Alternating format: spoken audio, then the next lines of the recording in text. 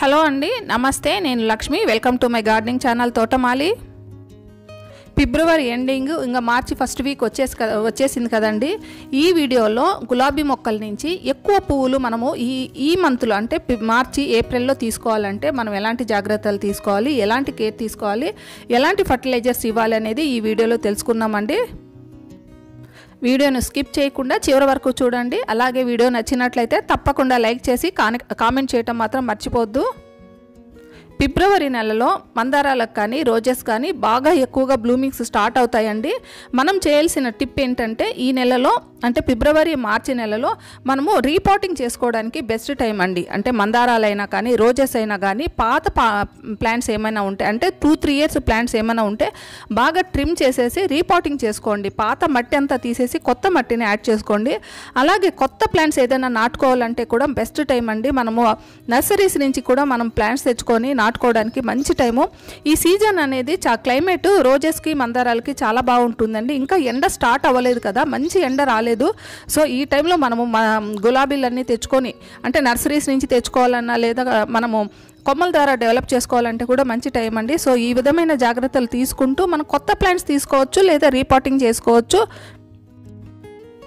మందారాలైనా గులాబీలైనా ఈ 2 రకాల మొక్కలకి ఇంకా అడీనియమ్స్ కూడా అండి రీపాటింగ్ చేసుకోవాలన్నా లేదా ట్రిమ్ చేసుకోవటం అంటే మనము ప్రూనింగ్ అంటారు కదండి, వీటికి బెస్ట్ టైం ఎప్పుడు కూడా ఇయర్లో 2 times ఉంటుందండి. ఒకటి ఏంటంటే ఫిబ్రవరి మార్చి, నెక్స్ట్ ఆగస్టు సెప్టెంబర్.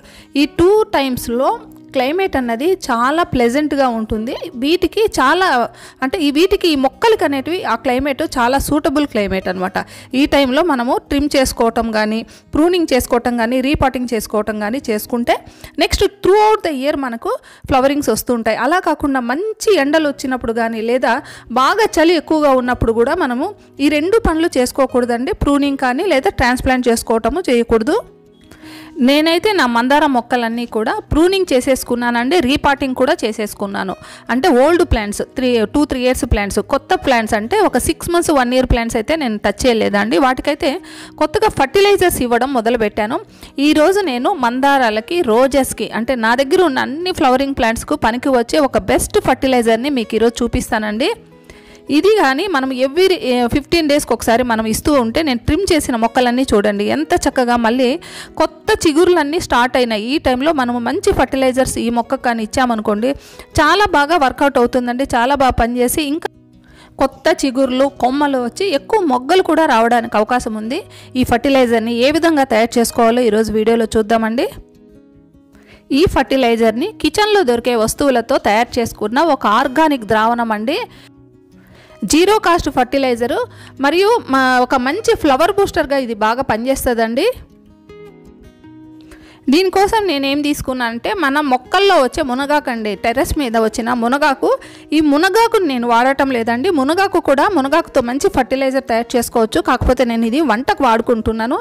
0 cost అన్నాను కదండి, కాబట్టి దీన్ని పక్కకు పెట్టేసి పక్కన వచ్చే అంటే మునగాకు వలుచుకున్న తర్వాత పక్కన వచ్చే ఈ ఈకలు ఇవన్నీ కూడా అండి అంటే కొమ్మలు, మనం కొమ్మను కట్ చేసుకొని తెచ్చుకున్నాం కదా, ఆ కొమ్మలన్నీ కూడా ఈ వీటితో నేను ఫర్టిలైజర్ని తయారు చేసుకుంటున్నానండి. దీనికోసం వీటిల్ని చిన్న చిన్న ముక్కలుగా కట్ చేసేసాను. మనము ఆకంతా తీసేసుకున్న తర్వాత పొడవుగా ఉంటాయి కదా, వాటిని అంతా చిన్న చిన్న ముక్కలుగా కట్ చేసేసి దీన్ని ఈరోజు ఫర్టిలైజర్గా వాడుకుంటున్నానండి. ఒక 1 liter వాటర్ తీసుకున్నానండి. 1 liter వాటర్లో ఇవన్నీ వేసేసాను. బాగా వేసేసి ఒక రోజంతా కూడా నానబెట్టానండి. ఇంకా దీంట్లో ఏం చేశానంటే ఆకులో మనకు ఉండే yellowish-గా ఉండే ఆకులు, ముదిరిపోయిన ఆకు అంటే కూరకు పనికిరాని ఆకంతా కూడా దీంట్లోనే వేసేసాను. ఈ ఫర్టిలైజర్ ఇంతటితో అయిపోలేదండి. ఇంకా నేను దీంట్లో ఏమేమి వాడానో చూడండి. అల్లం వెల్లుల్లి పేస్ట్ తయారు చేసుకున్నానండి ఈరోజు. తయారు చేసుకున్నప్పుడు మనకి వెల్లుల్లి అనేది ఎక్కువగా మనం వాడతాం కదా. అల్లం వెల్లుల్లి పేస్ట్ తయారు చేసుకున్నప్పుడు ఆ వచ్చిన వెల్లుల్లిపాయలు ఇంకా ఉల్లిపాయ తొక్కు ఇదంతా కూడా తీసుకున్నానండి. ఇదంతా కూడా ఈ ఫర్టిలైజర్లోనే అంటే ఈ మునగాకు ఉన్న ఇందులోనే ఇవి కూడా వేసేసి నానబెట్టేస్తున్నానండి. ఇది మంచి లిక్విడ్ ఫర్టిలైజర్గా తయారవడానికి దాంట్లో కొద్దిగా బెల్లం కూడా యాడ్ చేస్తున్నానండి. బెల్లం ఏం చేస్తుందంటే ఇది ఫర్మెంటెడ్ అవ్వడానికి ఇంకా మంచి న్యూట్రిషన్స్ దీంట్లో తయారవడానికి బాగా పనిచేస్తుంది. సో నేను కొద్దిగా బెల్లాన్ని కూడా ఇందులో యాడ్ చేశాను. ఇదంతా కూడా ఫస్ట్ డే దీంట్లో యాడ్ చేసిన వస్తువులండి. అంటే మునగాకు కొమ్మలు, ఉల్లిపాయ పొట్టు, వెల్లుల్లి పొట్టు, బెల్లము. ఇది 1 లీటర్ వాటర్లో యాడ్ చేసి ఇదంతా కూడా ఫస్ట్ డే కలిపానండి.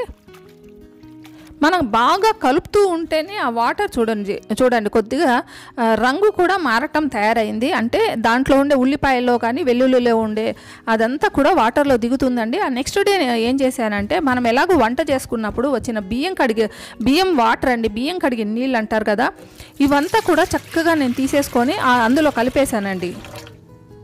ఇది ఒక జీరో కాస్ట్ ఫర్టిలైజర్ అన్నాను కదండి. మనం ఏ మాత్రము ఖర్చు పెట్టకుండా మన ఇంట్లోనే తయారయ్యే వస్తువులు, మనం ఇంట్లో మిగిలిపోయిన వస్తువులతో తయారు చేసుకున్న లిక్విడ్ ఫర్టిలైజర్ అని చెప్పాను కదా. పైగా ఇది సమ్మర్లో కూడా చాలా కూల్గా, ఇంకా వచ్చే సమ్మర్ కూడా మొక్కలంతా రెడీ అవ్వడానికి కూడా కావాల్సిన ఇమ్యూనిటీ అనేది మొక్కలకి ఇస్తుందండి. ఇది ఒక ఇమ్యూనిటీ బూస్టర్ లాగా పనిచేస్తుంది. సో సెకండ్ డే నేను బియ్యం కడిగిన నీళ్ళు, ఇంకా పప్పు కడిగిన నీళ్ళు, ఇలాంటివన్నీ కూడా దీంట్లో యాడ్ చేసేసాను.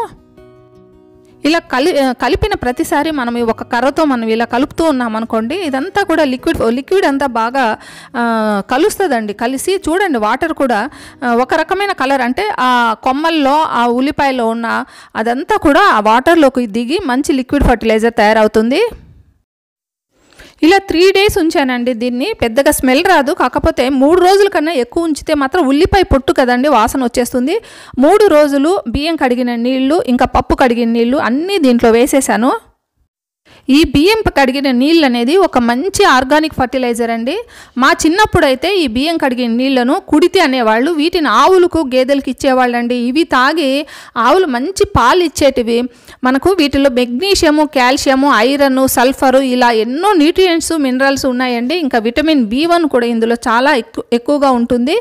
ఈ హెల్తీగా బ్యాక్టీరియాలు రెడీ అవ్వడానికి కూడా కావాల్సిన మైక్రోబ్స్ అన్నీ కూడా ఈ బియ్యం కడిగిన నీళ్ళల్లో ఉంటాయండి. ఇంకా ఇందులో ఉల్లి పొట్టు, వెల్లుల్లి పొట్టు ఇవన్నీ కూడా యాడ్ చేసాం కదండి.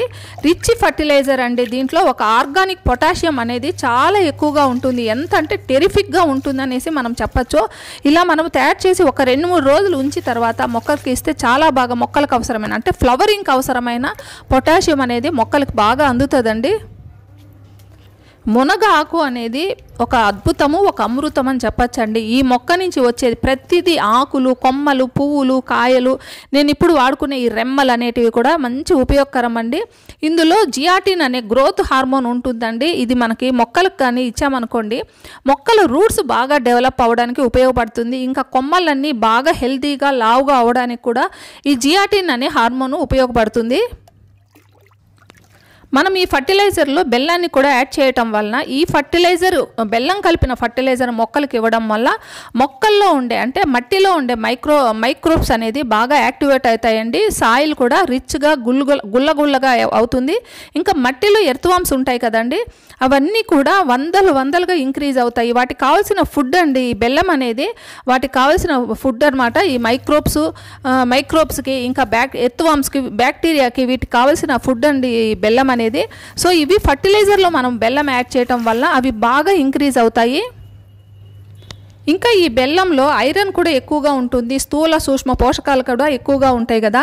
ఇలాంటి అన్ని లక్షణాలు ఉన్న ఈ ఫర్టిలైజర్ని మనం మొక్కలకు కానీ ఇచ్చామనుకోండి, ఇంకా మొక్కలన్నీ కూడా ఇప్పుడు మంచి చిగుర్లు వచ్చి మంచి ఇవి మొగ్గలు కూడా రావటం స్టార్ట్ అవుతున్న స్టేజ్ అండి. ఈ స్టేజ్లో ఇలాంటి ఫర్టిలైజర్స్ని బియ్యం కడిగిన నీళ్లు, ఉల్లిపాయలు, వెల్లుల్లి కలిపిన నీళ్లు ఇచ్చామనుకోండి, మొక్కలకు అవసరమైన అన్ని న్యూట్రిషన్స్ అన్నీ కూడా బాగా అందుతాయండి. మొక్క మంచి ఫ్లవరింగ్స్ వస్తాయి, మంచి బ్లూమ్స్ కూడా స్టార్ట్ అవుతాయి.